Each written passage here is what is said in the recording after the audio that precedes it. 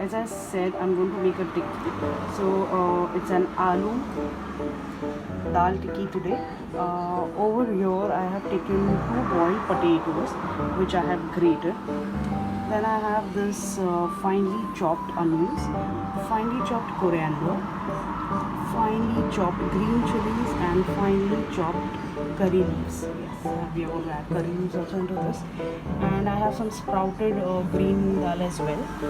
And over here I have taken tuvar and moong dal which I have washed and soaked it nicely, and now I've drained the water. Now what I'm going to do is I'm going to add the tuvar and moong dal along with the sprouts into this blender jar, and I'm going to blend it.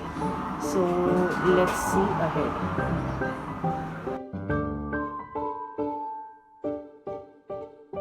So now I have taken out the dal mixture. As you can see, it's not brown coarsely, and I have taken some red chili powder, turmeric powder, and I've sprinkled some salt, and I'm going to mix all this together.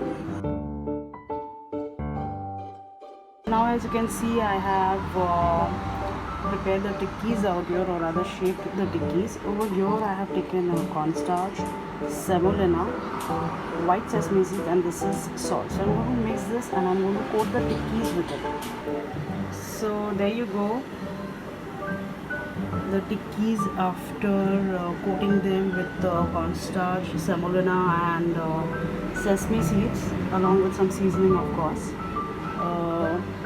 Okay, and here I have a pan in which I've kept oil for heating, and once the oil is hot enough, I'm going to shallow fry it.